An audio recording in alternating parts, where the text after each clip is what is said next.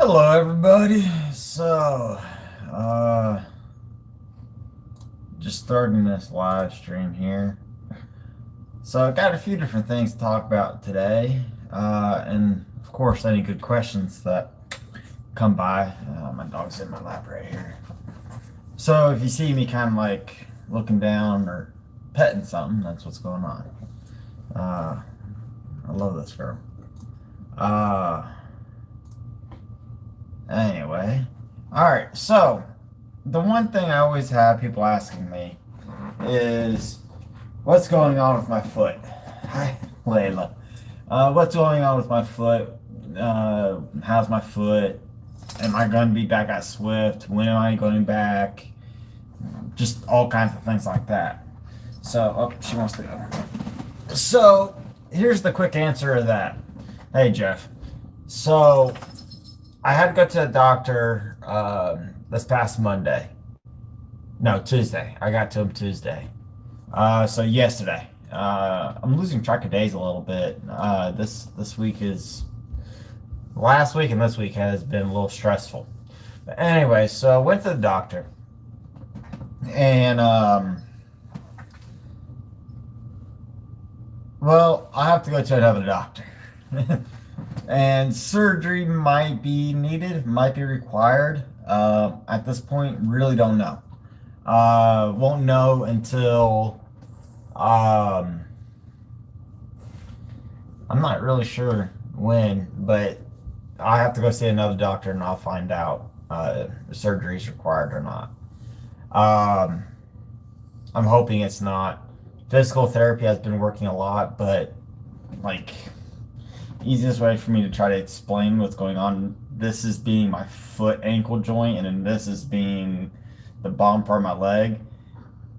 It's supposed to be like this, so then when you're walking it moves over smoothly like this. Well, it's kind of like this, so it's kind of like locking up and it's causing a pressure pain on this part of the ankle and it doesn't want to roll over right. And so, yeah, it just hurts. Taking two. Okay. So that's just kind of like where my foot's at. It's a lot better than where it was, but hopefully I don't need surgery. Really don't want to do it through surgery. And somebody just sent me a text. So, in physical therapy, they want to do like another six rounds of treatment. So that would be like another month of me not working. And so it's probably looking like it could be a month to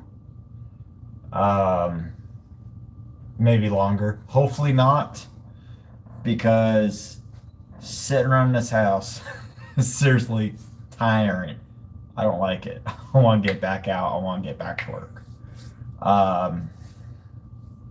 But yeah, in the downtime, I know I've said it a few different times, but I'm going to probably start trying to do some stock trading videos. I've been doing a little bit of stock trading here and there. I'm not good by any means, guys, but you know, I've sold a few things and I've put a little bit of money together, and so I might start doing some videos on that. Make that a little bit of a series, and then when I get back to work, I'll be driving a good amount of miles. And so yeah, that's basically that on that. If you guys have any questions you guys want to ask, I mean, go ahead and throw it down in there. You know, I'm just kind of live right now, just kind of, you know, visiting with you guys. Let me move this a little bit though. There. Now I did have somebody email me. Actually, I've had two good messages. So I got one, they want to do a podcast with me. I think it's going to be like a one-time thing. I don't know the details on that. but I guess I'm waiting to hear back from them to find out what's going on with that. And then you guys know I've been interested in doing my own podcast, but just haven't gotten around or the equipment to get it. So, um, yeah, so I haven't been able to do that, although I would like to. Driving a bus. Yeah, I know quite a few people who drive a bus. Uh, Although driving a bus right now with the whole coronavirus thing, man, I think there was a bus driver that was actually complaining about people coughing, and my nose is itchy now. And he actually passed away from the coronavirus. I think that was like what, 2 months ago, something like that. I don't remember the details. Um, and then I also had somebody uh, that was actually prior experience in trucking, so they didn't have to go through the mentor program. They got assigned a driver manager in at a terminal. I'm not even going to say what terminal. Doesn't really matter. And at that terminal, they're not able to find a truck. They're um, a little bit slow. Okay, sometimes that can happen. Okay, and you have to, kind of take some measures in your own control and call other terminals. Never be afraid to call another terminal um, and switch or get onto a different account. 390 drivers and nobody has caught coronavirus. Wow. Roger, I definitely agree. Bus drivers don't make enough for what you guys for what they have to deal with. I've joked, and one of my big jokes is saying, I want my cargo in another box that can't complain about how hot or how cold I have the truck or what music I'm listening to. So the further if my cargo can't tell me what's going on in my truck, I'm happy. I don't know if I can share a space with somebody. I don't know. Well, I guess I'm out of drink. I've been drinking a lot of apple cranberry. It's pretty good. Not really that many questions today.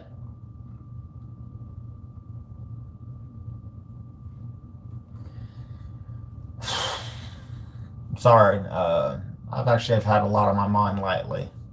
I don't think this is going to be a really long video today.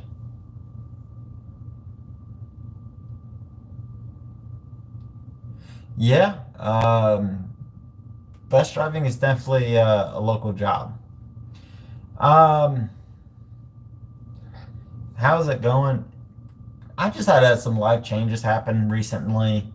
Uh, my mother's health has also been like up and down. And then the same thing with my dog. Like a week or two ago, she wasn't feeling all that well. Um,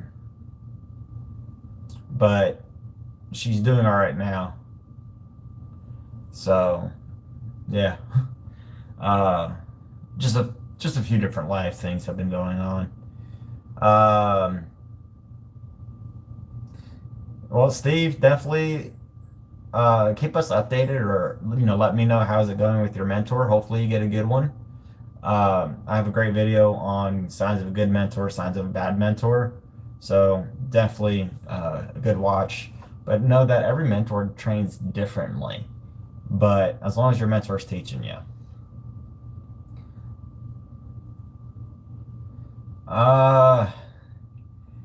Definitely locked and loaded. I have a few firearms. I was actually talking or in a comment with somebody else on another one of my videos on my channel. And I was like, you know what? The next time I go out to the shooting range, I probably will do a video. I got some pretty interesting.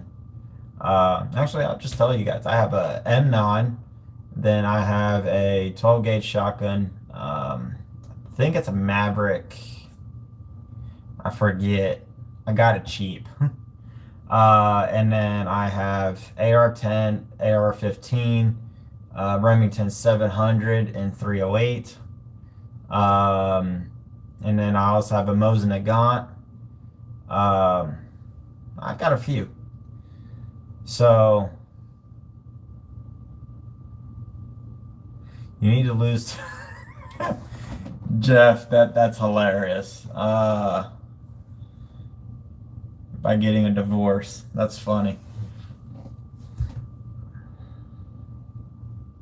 Okay. I'm actually thinking about picking up the Springfield Wildcat in 9 mil. I'm a really big fan of the 9 mil over the 40 or the 45. So, and I'm not going to make this whole video talking about, pros and cons of different firearms. I could easily do a video on that. But what people don't realize is, or they want to say, oh, 45 because it's a big caliber.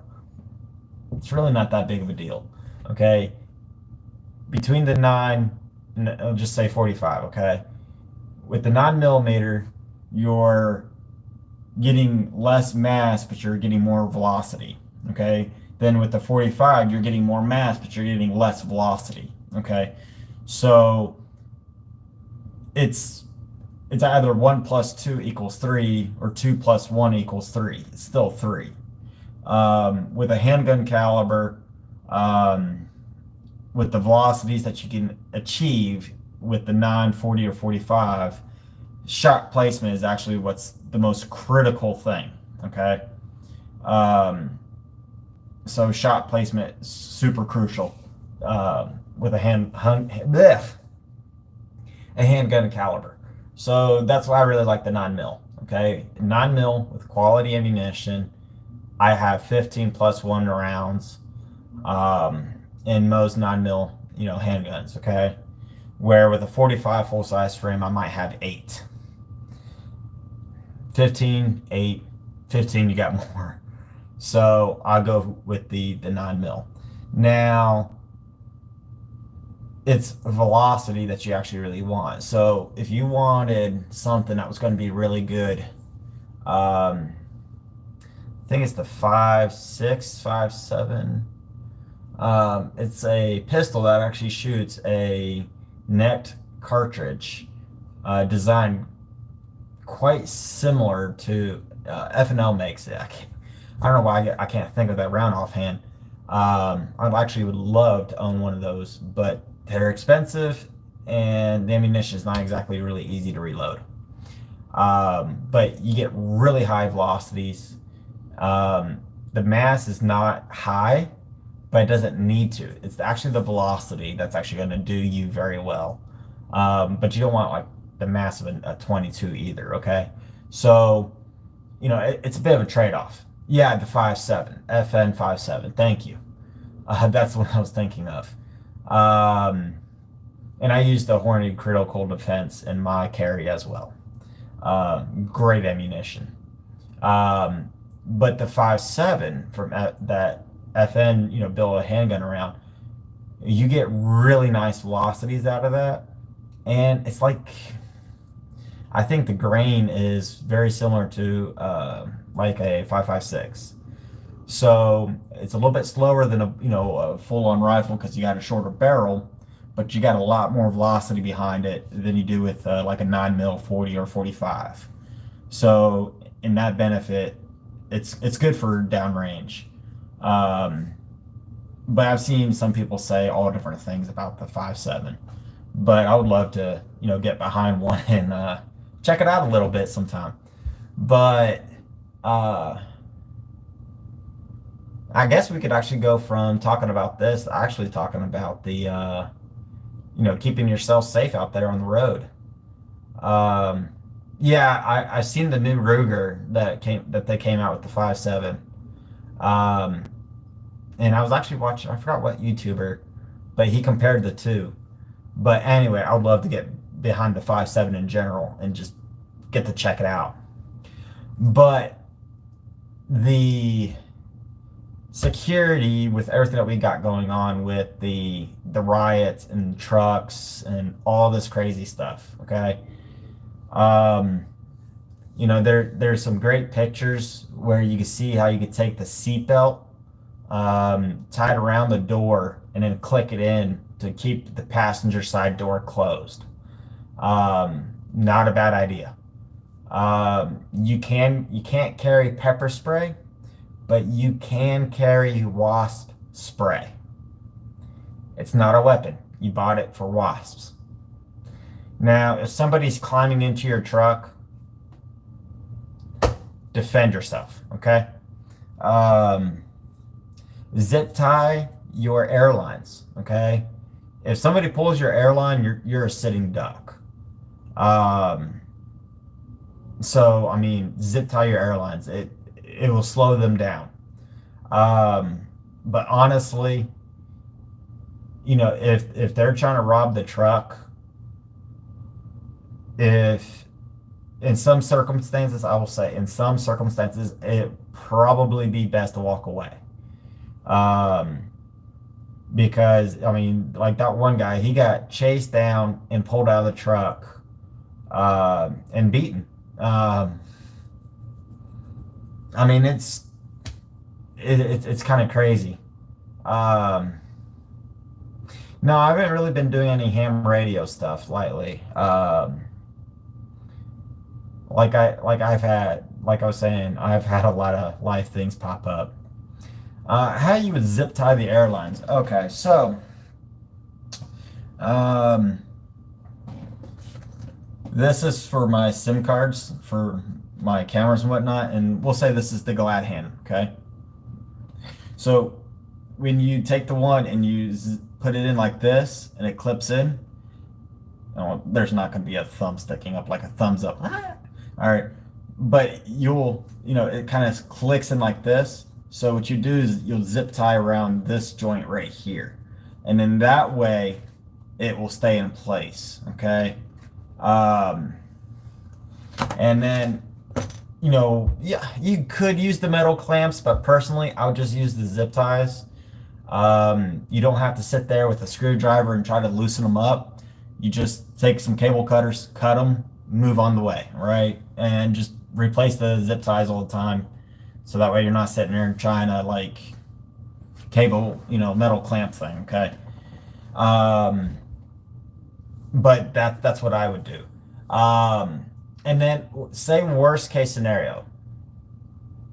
If you have to leave that trailer, the only thing you have to try to do is run that landing gear down, okay? After that, don't even worry about the glad hands or the power connector.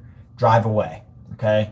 Trust me, there's a weak point in that rubber hose when there's a 10,000 plus pound truck driving one way and 40,000 pounds sitting in one place not moving.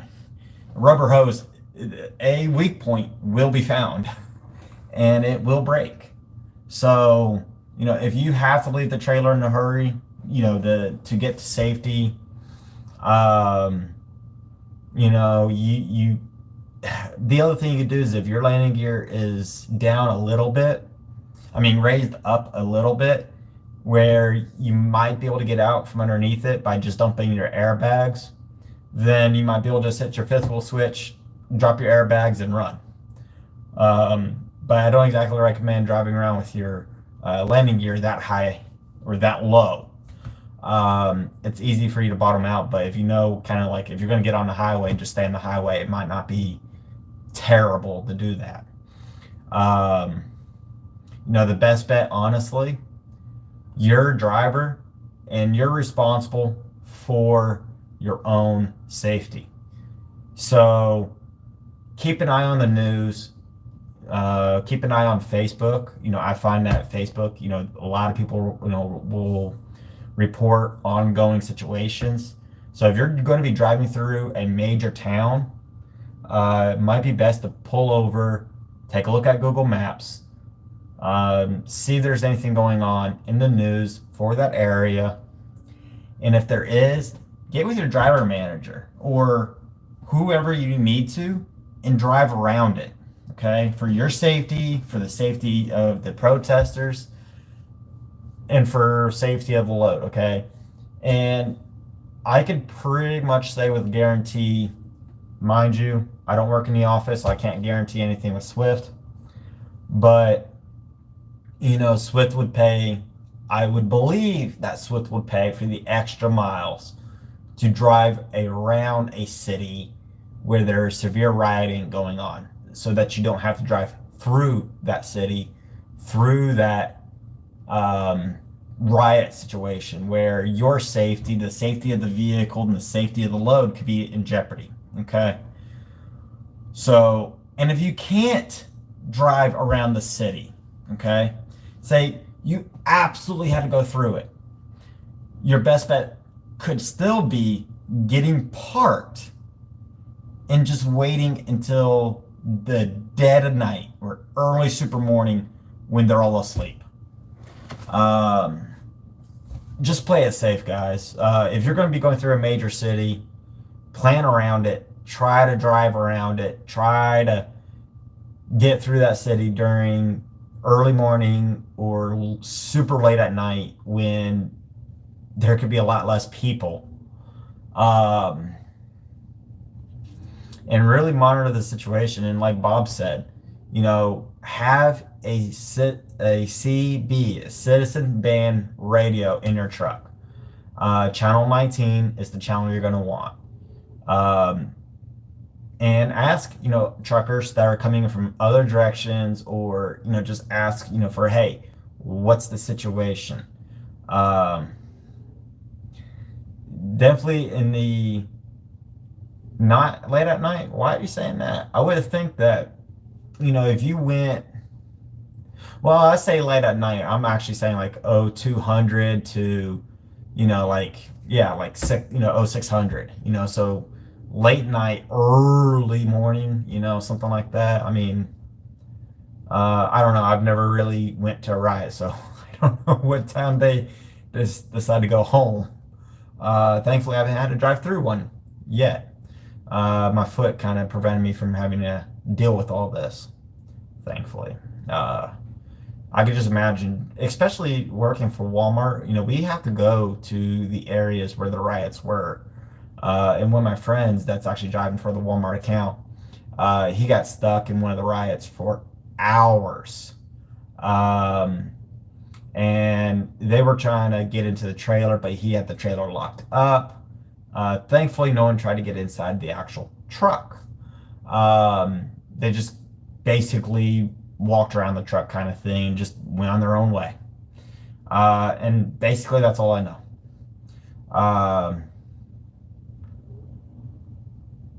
Screwed. Oh, DWI and truck driving. This is where I have to say I am not an attorney and I cannot give you any legal advice. If you guys think I'm an attorney, please stop watching my channel because I'm far from it. I might know a lot about legal stuff, but definitely not an attorney. If you have a DWI and you have, Class A or even a Class B or any type of commercial driver's license, you're screwed. Truly and honestly, your best bet is to do what your attorney said. Get it downgraded to anything else. And try to get it taken care of. But I will say this, drinking and driving definitely do not mix, guys. The whole blood alcohol content for a commercial driver is 0.04. Most of you guys probably already know that, but if you're just a regular Class C license, non-commercial, it's 0.08. So you're allowed half of the four-wheeler legal limit, which I think honestly should be the same. I think everybody should be at the same level than commercial. I don't think there should be a difference, but whatever, there's a difference. But I don't care if I have the world's smallest drink. You know what? All these semi trucks have sleepers. There's a bed in the truck. So you know what? There's several times when I was OTR where, I was out somewhere and I was like, you know what? I'm going to have a drink. I'm going to eat a steak. It was a really long day and I was whatever the situation was, and I decided to drink even just one beer. Okay. I made sure wherever I stopped that I would talk to the manager, and the manager was cool with me leaving the truck there overnight. Or I could park in a parking lot that was next to where I wanted to be, and I would walk to that restaurant. I would eat and I would drink, and then I would go back to the truck and I would go to sleep. Minimum 10 hours later, I would not even think about driving. I don't care if it was even half a beer. Driving a truck and alcohol absolutely do not mix. That's my personal opinion. That's DOT's general personal opinion. If you blow below 0.04 and you're caught driving, they could give you a 24-hour shutdown notice, which means you just can't drive around until 24 hours later. It's really not a big deal. It's if you blow over 0.04, you get a DWI. But it's not worth it, okay? It truly isn't. And the best time to drink is when you're going on your 34. That way it's a day and a half later. It's a little bit longer than just 10 hours. I mean, that's my opinion. And yeah, yeah, exactly. It doesn't matter what you're in. Driving and drinking definitely don't mix. But when you're talking about an 80,000-pound vehicle loaded, it really doesn't mix. And then the other thing I would like to note, you're not allowed any alcohol on board inside the tractor trailer, period. Okay? Now, if it's in the trailer and if that state has permit requirements, not all states do, but if you have your permits and it's in the trailer, it's legal. Okay? But you can't have it inside the tractor at all, even if it's closed. So let's make 2 examples. You're in a truck and trailer. You're going home. You decide to go by the convenience store and pick up a case of beer. You open up your side box and you put it inside your side box. That's illegal. You open up the passenger side door and you decide to put it in the floorboard. That's illegal. You can't do it. Okay? Now, let's say it's your truck and your trailer. You could put it in the back of the trailer, write yourself out a bill of landing for where you picked it up and where you're taking it, your house. Okay? And you could put it in the back of your trailer. And that's 100% legal. Okay? But you cannot put it in your side box. You can't strap it down to your catwalk. You can't tape it on the inside of your frame. You can't put it on top of your, truck's hood. Although that'd be kind of funny. You can't do any of that, okay? It has to be inside the trailer or on top of the trailer. Can't be in or on the truck itself. Now, that's not non-drinkable alcohol is 100% legal for you to have inside the truck. Now, one of the prime good uses for rubbing alcohol is during winter. Like a year ago and some months, there was that huge Arctic blast that happened up in Michigan and whatnot. You could actually go back to my old videos. There's actually a video on it. It was freaking cool, guys. But it was so damn cold that even negative 40-degree windshield washer fluid would freeze in my windshield wipers. It wouldn't work.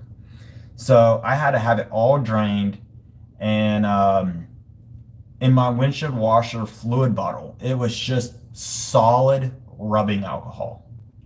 I mean, no windshield washer fluid at all, just rubbing alcohol. And I mean, it was negative 60 freaking degrees. That shit was cold. It was really cold.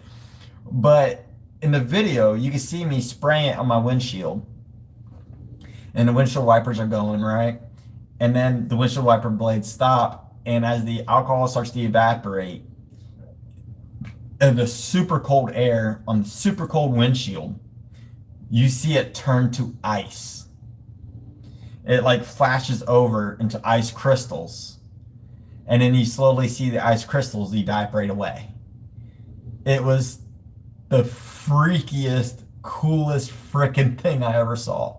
Um, and actually, I looked it up to see how cold the alcohol had to get for it to turn to ice. And I forgot what that temperature is. But just the fact of how cold it was, and the fact that it was still evaporating when it hit the windshield, the wind, moving across the windshield and all yada, yada, yada, yada. It caused it to flash to ice, which was just freaking cool. It was these large ass ice crystals too, or alcohol crystals. It was actually really interesting the way it refracted the light, and I'm like totally nerding out right now. But if you haven't seen that video, you need to go find it because it's freaking cool. And then, as Bob Lewis says, it's also really good for your airline. So, if your airlines freeze up, you can open, take your glad hand off, squirt a little bit of rubbing alcohol in there, put it back in, and cycle your air brakes a few times, and it will help. Honestly, though, if you're just parking for the night and you're not dropping that trailer, do not pull out your trailer brakes, okay? It's not for parking. Only the truck brakes are used for parking. So if you leave your trailer brakes, pushed in, not pulled out, pushed in, your brakes won't freeze as easily, okay? And you can get that trailer moving much easier during the next day. Now, if you have to drop that trailer in a yard to get another trailer or whatever, please help the next guy. And what you do is, when you're coming up to that place where you're going to drop that trailer, ride your brakes a little bit, right? So a little bit of brake and gas. And what that's going to do, it's going to heat up those trailer brakes and your brakes in the process. But it's going to heat up those trailer brakes, and it's going to dry those brakes out, and it's going to run all the moisture away. Now, is it foolproof? No, but it does help getting those brakes to release later, as long as the tires and the brakes don't get soaked. You shouldn't have a huge amount of ice buildup. So, especially if it's been wet because there's ice melting and everything, just get on your brake, power through it with the engine, heat up those brakes. And then if you're going to be leaving your truck and you're going to turn the truck off and it's going to be a few days before you move it again, you're going to want to do the same thing. Heat up those brakes. And that way you will have less problems later. But on the truck, it's not so much of a problem because, you just kind of like flip your axle switch and power through your frozen brakes. Can't really do that on the trailer, but yeah. Anyway, heat up the brakes a little bit, makes your life easier.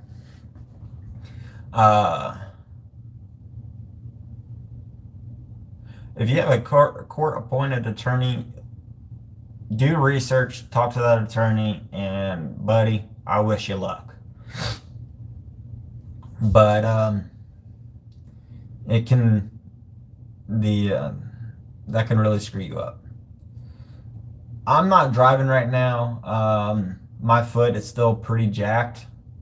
I was actually talking about it earlier, so I'm not going to go through the whole thing again. You could always just go backwards in this video and kind of see that. Rewatch the beginning, I guess. But long story short, I might end up needing surgery on my foot. I won't know until I go see another doctor and find out for sure. Not exactly happy about that. The one good thing is I won't need, or my MRI was good and the x-ray is good. But what the doctor's concerned about is the tendons in my leg and foot. And then the physical therapist, you just like you can see that part. So yeah, I'm waiting for a phone call from the doctor for the referral to the orthopedic doctor, surgeon. I don't know, but an orthopedic. That's who I got to go see next. Yippee! I am so happy. So yeah, it's going to be a minute before I start driving. It's probably going to be a minimum another month before I get back into a truck. Not happy about that. But I will say Swift has been freaking fantastic through this ordeal with me. I know I've said that a few different times now. And then also the Swift charities. They've been fantastic. If you're not donating to the Swift charities, it's $1 a week. Honestly, it's a great service if you ever get hurt or something pops up. They have been freaking awesome. So, yeah. Definitely recommend doing that.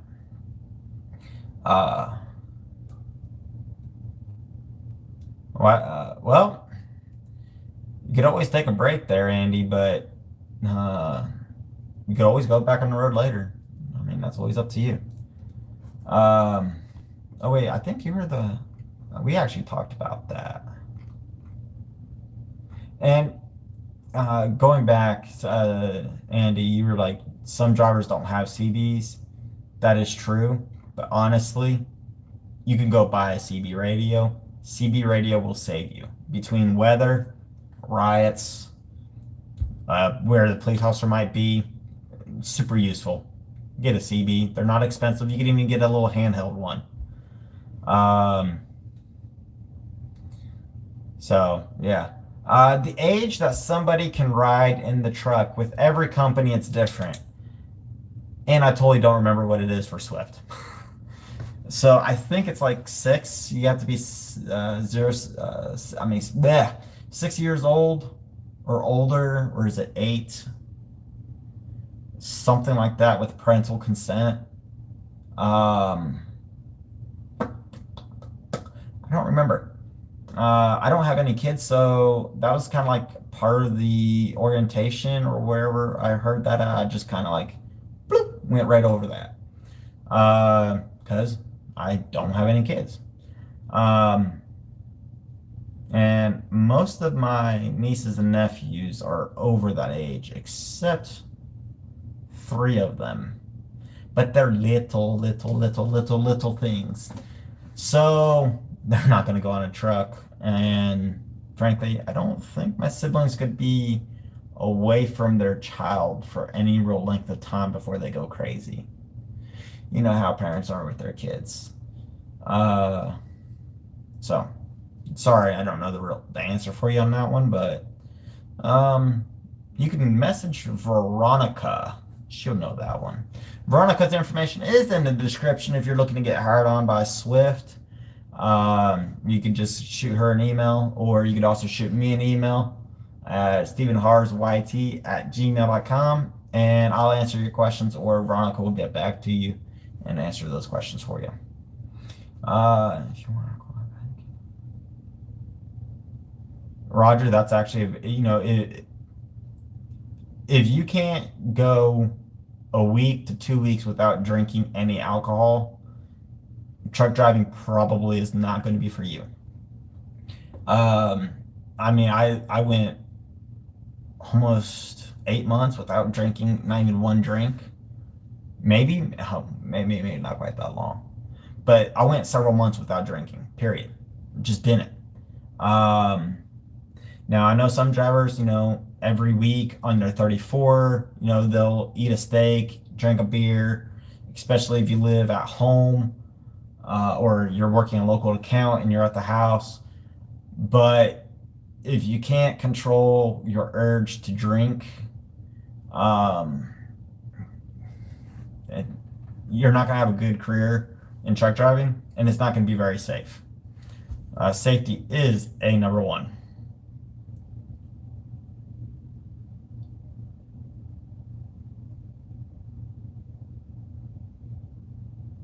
Okay, Andy. I will get with. I'll talk to. I'm going to be talking to Veronica probably a little bit later on this week, and I'll talk to her. Coffee. Yeah, I like coffee. Um, one of the drinks I generally always have on the truck is the Starbucks mochas, iced coffee. The thing I like about them is if I'm getting tired and I need that heavy caffeine and some sugar pick me up, it's in my cooler. I don't have to try to, find a place to get a hot cup of coffee or anything like that. I can just get one right out of the cooler and just go on my way. Um, so, yeah. Uh, what's up, Roger? Yeah, those coffees from Starbucks. I like the mochas. They're pretty good. They came out with like a dark one, dark chocolate. Wasn't a real big fan of that. No, excuse me. I don't know why I got the dang hiccups and my nose is itchy today. Uh,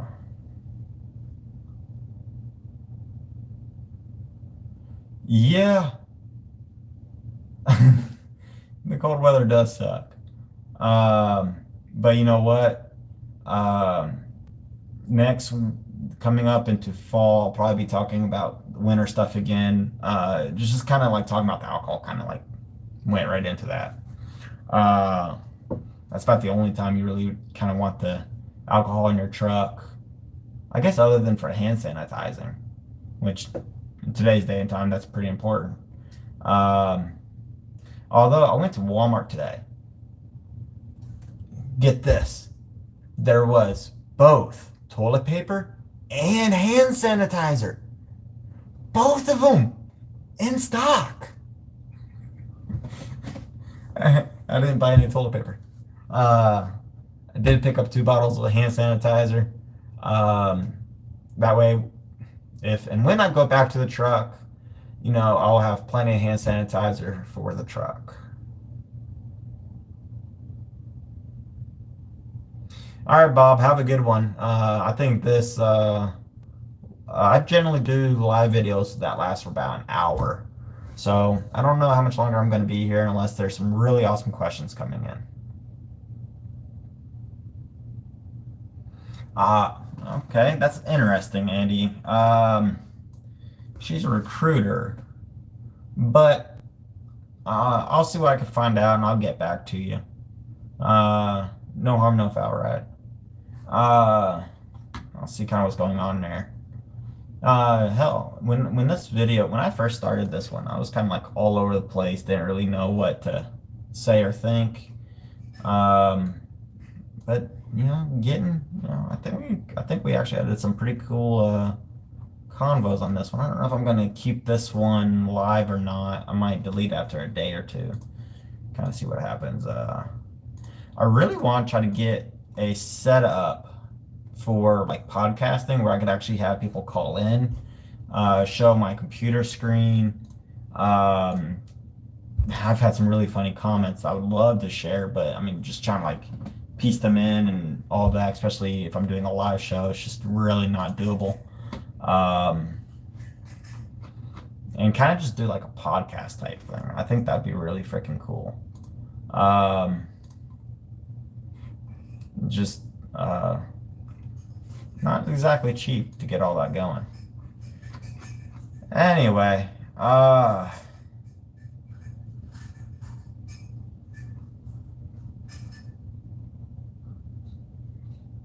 yeah, Bob, definitely. Whenever I need to get a radio set up, and then any of the other viewers on my channel that have a radio, that would be quite interesting.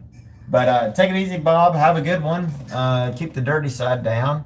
And I think this is going to be where I actually end this live feed as well. So thank you for watching. Please comment, like, rate, and subscribe if you're watching this as a replay, not live. and I probably will do another live video maybe this weekend. I don't know. Just stay tuned to my Facebook feed, stephan.harz YT, for further updates. Anyway, thank you for watching.